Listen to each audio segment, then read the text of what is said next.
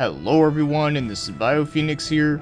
So before we start talking about today's game review, one thing I do want to bring up, and it is something that I'm sure most of you are probably sick and tired of me talking about, and that happens to be the Deception series.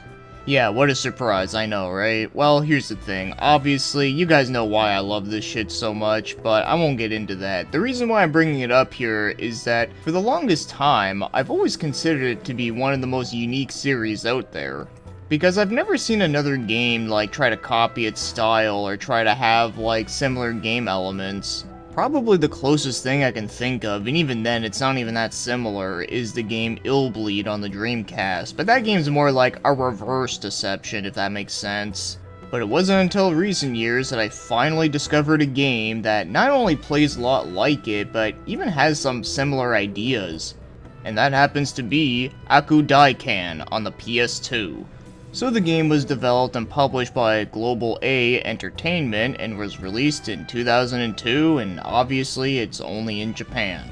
And as for the genre, well, it's kinda hard to say. I mean, I guess in this case, having it classified as a strategy game would make sense, but I know in the Deception series case, I always thought it was kinda hard to define a genre. It was like part strategy, part survival horror, part RPG, part whatever. I mean, honestly, I almost think this whole, like, trap making thing could actually be its own subgenre. But before we move on to the story though, one thing to make clear is that this game has a lot of FMV cutscenes, and my god, are they cheesy as hell. And watching them just makes me feel like I just played a Sega CD game that just didn't get released until the PS2 came out.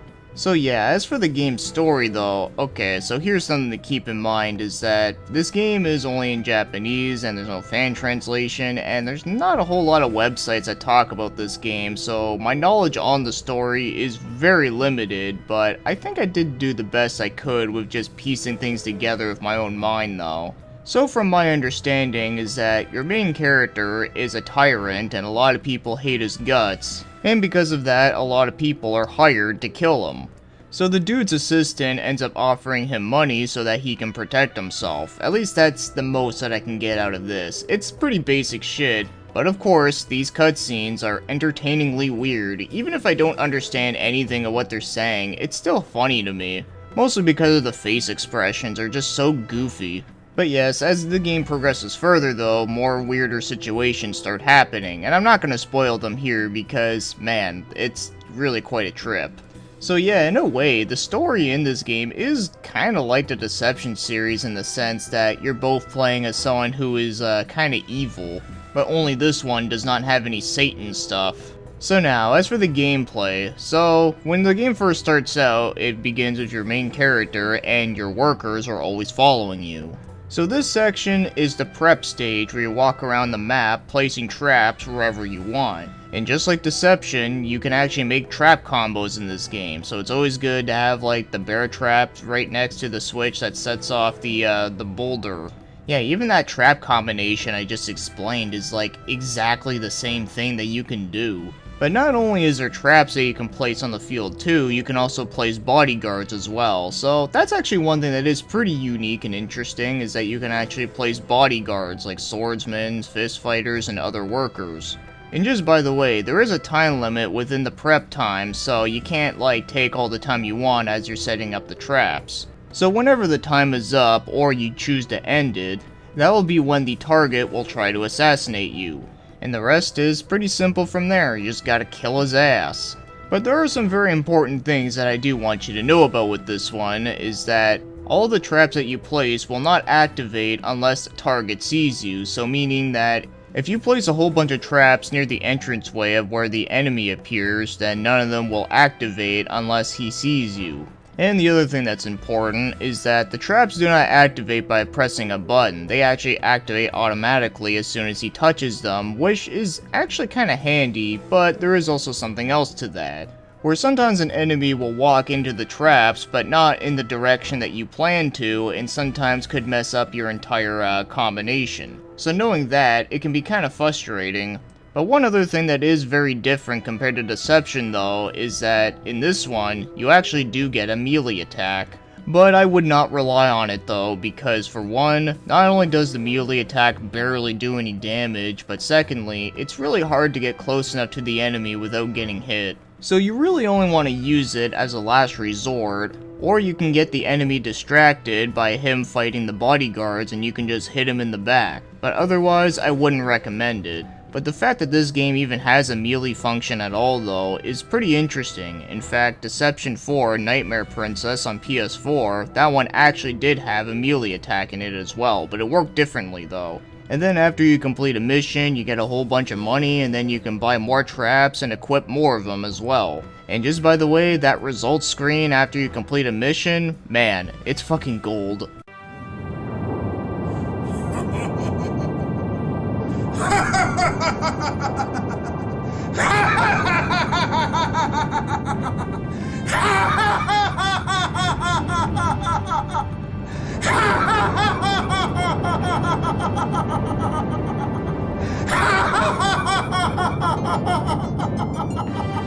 So now, as for the game's controls, well, they're pretty good. I mean, there's no real complaints here. I mean, everything is very simplistic and works the way how it's supposed to.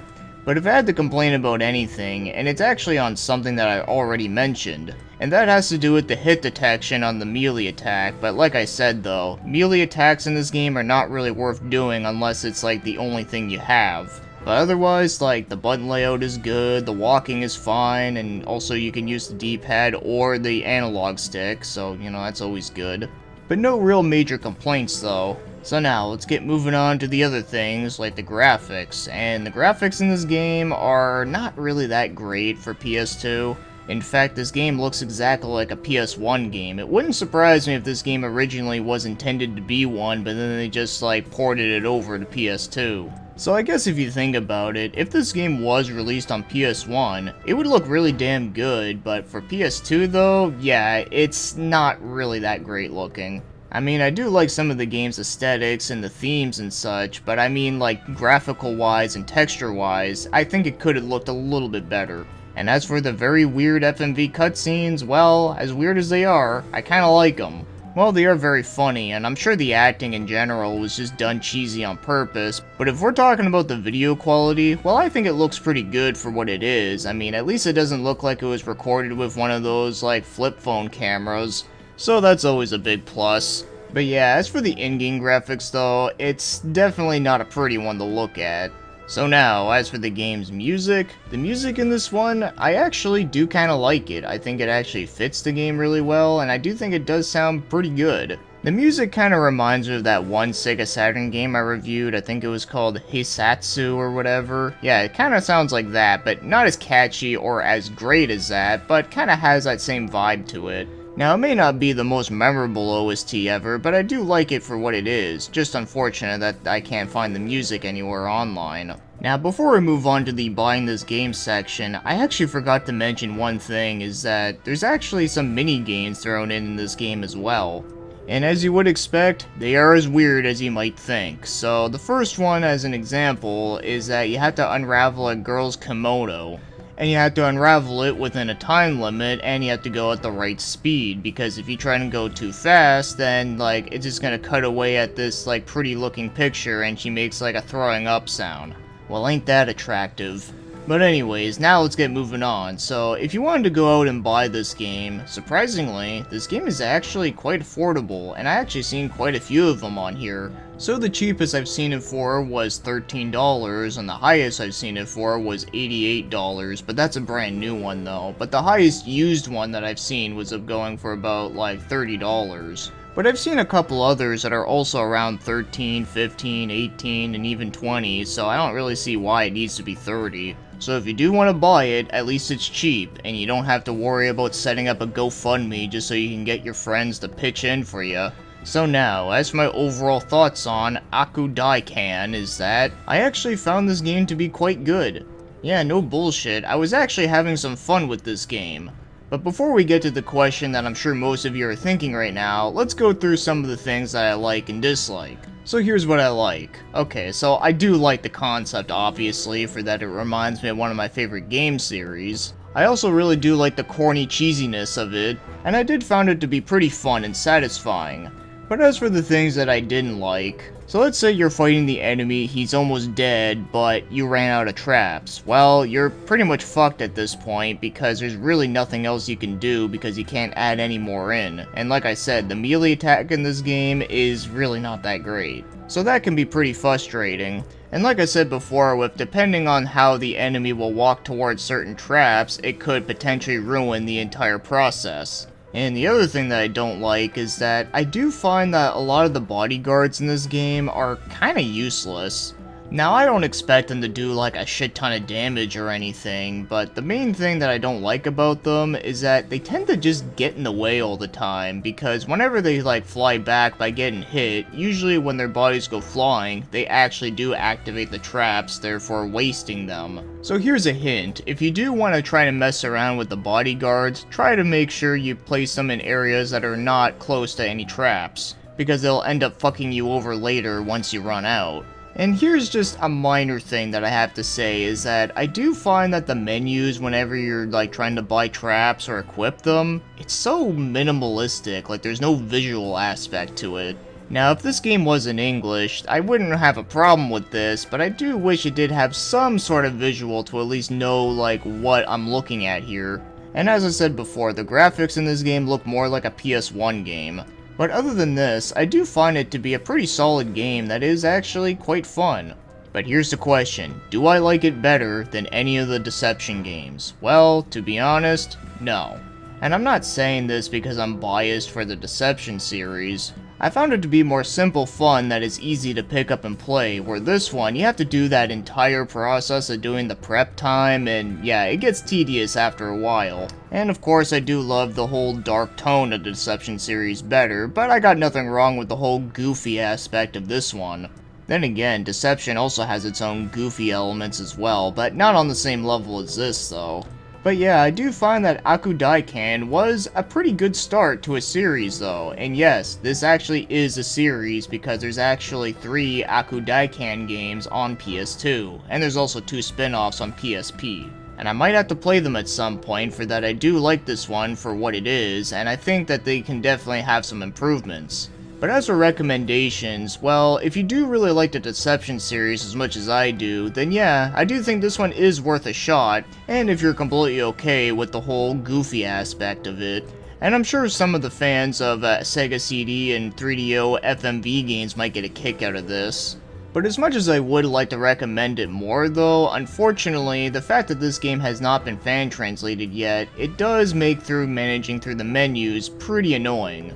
So because of that, it does make it harder to recommend for that I do completely understand why people would not play a game with all like Japanese menus. But thankfully the game is playable without knowing much Japanese. It's just the menus that take some trial and error to know what they are, but if you can read it, then hey, you got yourself a pretty good game here. So after all these years, I finally found a game that ripped off the Deception series. Well, more like heavily inspired by it. I wouldn't classify it as a rip-off personally. And it ended up being pretty enjoyable too. So with that said, thanks for watching and commenting, and have yourselves a great day.